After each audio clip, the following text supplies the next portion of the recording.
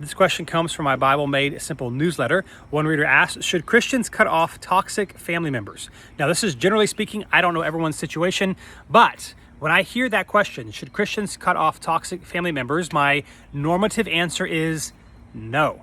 Absolutely not. I think a big problem with this is, what do we mean by toxic? Especially when we take in the cultural definition, where toxic can often be as little as I don't like them or they disagree with me. Or it could be really actually toxic, like maybe abuse. And so the question is, well, what do you mean by toxic? And on top of that, generally speaking, no, we should not cut off family members. Now, of course, there are exceptions. Things like abuse, things like constant harassment. In those situations, things can be different. If you have a difficult or unpleasant family member, one that maybe is rude or divisive or unkind continually, here's what not cutting off doesn't mean. It does not mean that you have to spend the holidays with them.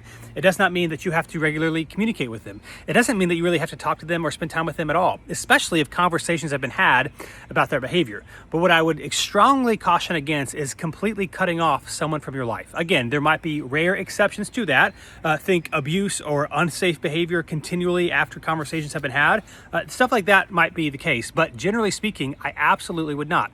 On top of that, we have commands in the Bible. For example, the fifth commandment is honor your father and your mother. And so what can sometimes happen is people have parents who they disagree with politically or lifestyle choices or things like that. And because they merely disagree, they cut them off because they think they're unhealthy or not good for what they want to do with their life. And so should Christians cut off toxic family members? Again, it really depends on, you have to be a much more specific on what you mean by toxic.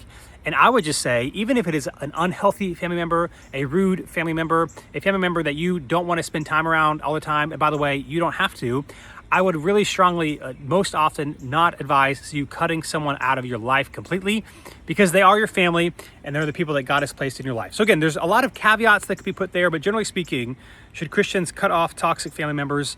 What do you mean by toxic? And even in many of those situations, I still would say, no, you should not completely cut off a family member from your life.